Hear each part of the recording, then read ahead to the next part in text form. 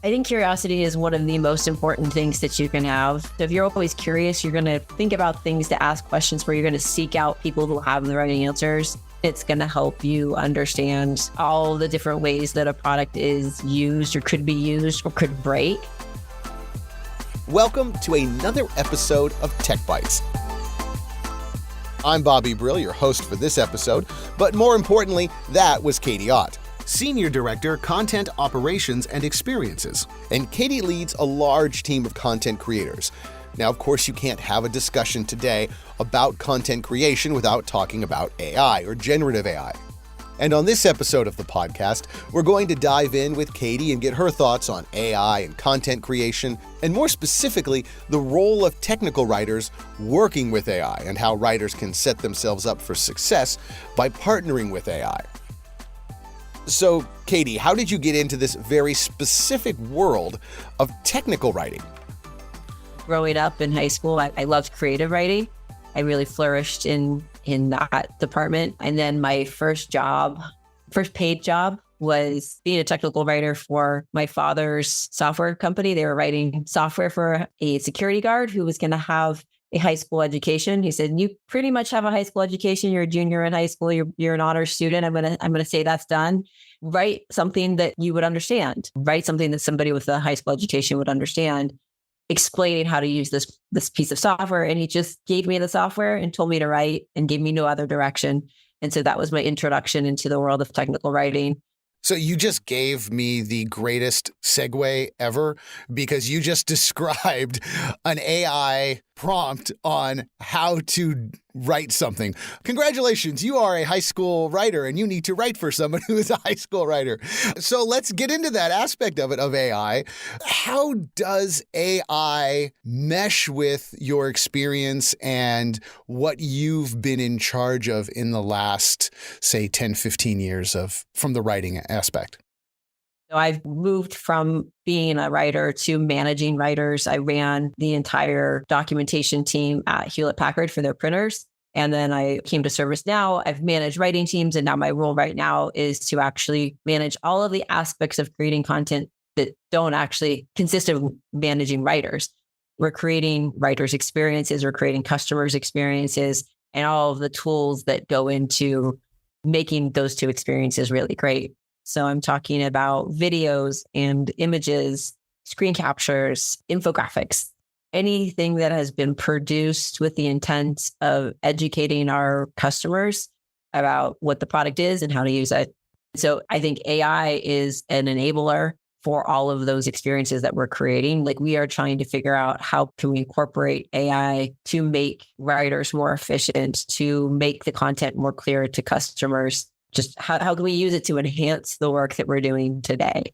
So then to go to the first part of your question, like how, as a writer, can this help you? I think one of the biggest challenges that any writer faces is that blank screen. I'd say blank page, but really we're all writing on computers nowadays.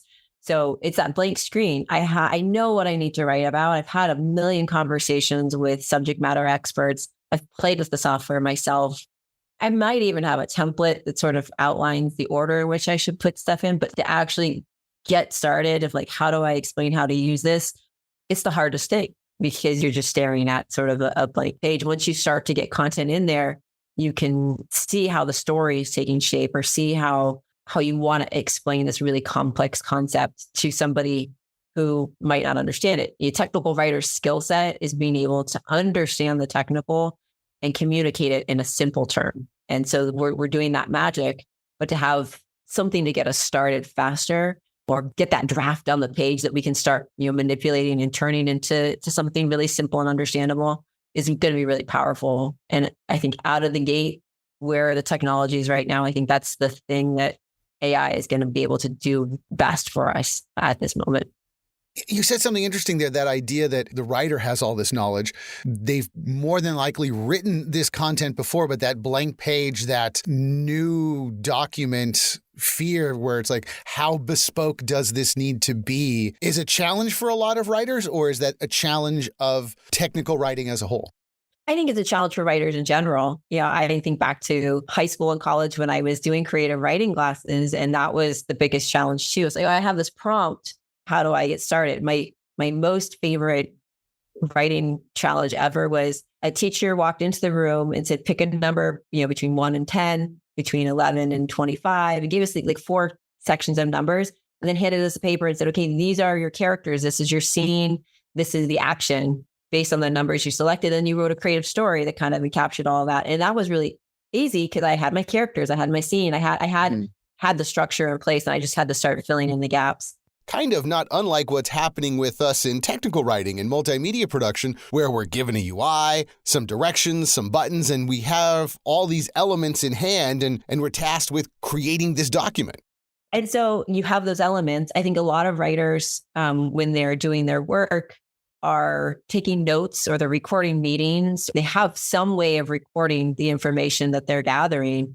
And so to be able to just put that into an AI tool and give it a couple prompts and say, take all this information and give me a user guide, or take all this information and summarize the tasks that were described, or whatever the prompt is that you want to give it, and then continue to refine that from there. I think that would be really powerful, because taking all of your biases out of writing as well. And it's saying, just like, here, take all this information and give it to me, digest it down, give it to me in whatever form I'm asking for. And then I'm going to be able to start writing from that. Part of the issue too, when you become really entrenched in a piece of software, the details or the little tiny things that are kind of important, you start to skip over those, right? You're like, oh, I can make the jump. I no longer have to go A, B, C, D. I'm just going A to D, because B and C are really simple little things. But to somebody who's not as familiar with it, that little detail that they need to continue forward, if you give it to an AI to give you the summary, it's going to include that instead of just skipping it out. It's going to give you all the details that you need. Oh, that's interesting, because I know you and I had talked before we had done this, and you had given it that great label of co-writer or assistant, and that's a very good example. What are some other examples from your experience and what you're really liking about this, and how it can help other technical writers to see AI and Gen AI as a co-writer or an actual helper in this situation?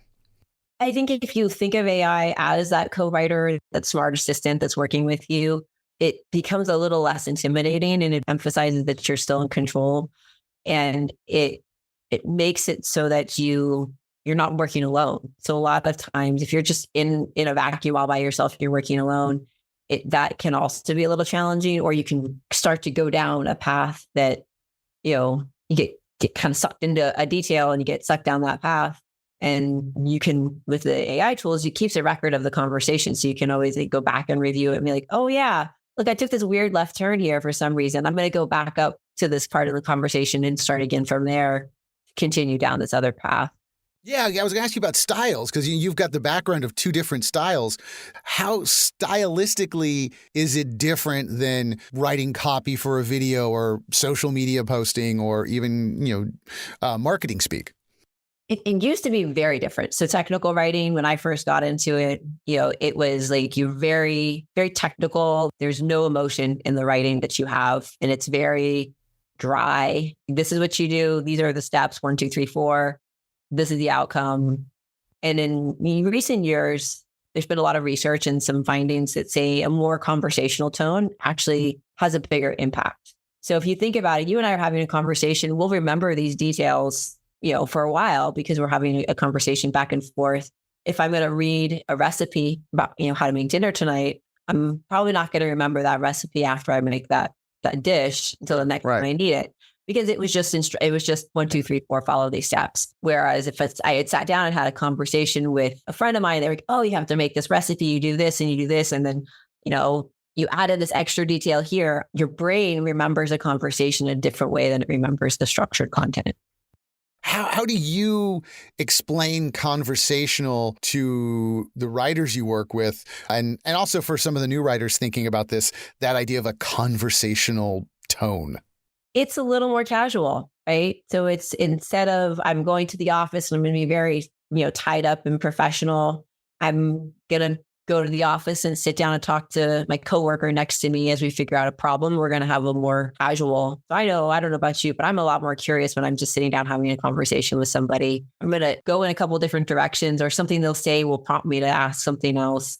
And I think that's part of the beauty of this as well, is that it's putting the writer or the creator in that more relaxed, casual frame of mind to just be a little bit more curious about the subject that they're writing about.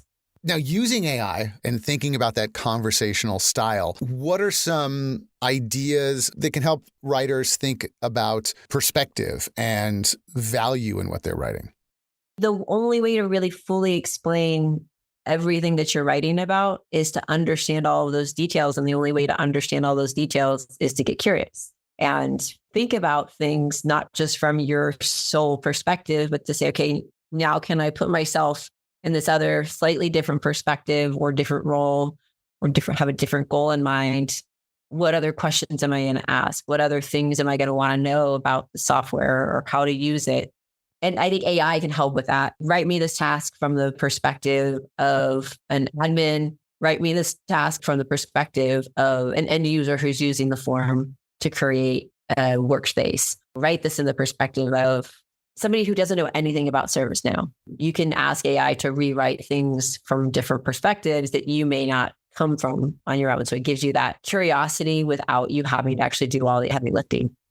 If a writer is a little bit nervous or a little bit trepidatious in using AI, whether it be here at ServiceNow or within their own career, what is some advice that you can give them from your experience to use AI in the best way and to how to approach it in a way that makes it easy for them to use? For me, the biggest thing is to shift your perspective on it as it's a tool versus a replacement to your job. And I think our industry will evolve as AI and LLMs and Gen AI evolves and gets mature and more powerful. It will be able to do more that it can do now. You still have that understanding of how to convey information in a really compelling way. And that if you think of AI as a tool to make you work faster or give you different perspectives in different ways, understand that we all come to work with our own biases and that this might be able to help us avoid some of those or kind of think beyond those a little bit more. And I would go out and just start using it. The only way to really fully understand how to use it best or how you can use it best is to go out and use it for like little random things. So, you need to write a Christmas newsletter. Put in all the information about all the accomplishments for your family or have everyone say like, hey, send me your top 5 things you did this year. And then just put it in there and say, write me a Christmas newsletter for my family highlighting all these things and just see what it comes up with. We have a quarterly newsletter and I have to write an introduction for it every time. And I always put it off to the last minute. And I've started using ChatGPT for it because I say, here are like the 10 things or these are the things I want to highlight. Give me a draft of that. It moves me off of that blank page and sort of doesn't punish me for procrastinating. So just find ways to use it. And then I would also say, try and understand how it works. Because if you understand the technology behind it, just like for technical writers, you understand the technology behind everything we're writing about. If you understand the technology behind how the LLMs work, how they're trained, it makes it a lot less intimidating. How does curiosity work in a big software, technical, glass and steel building type of organization that so many of us are working in the technical world? How is curiosity important to what we do? Curiosity is one of the most important things that you can have because it allows you to ask good questions. So if you're always curious, you're going to think about things to ask questions where you're going to seek out people who have the right answers. For technical writing, it's going to help you understand all the different ways that a product is used or could be used or could break.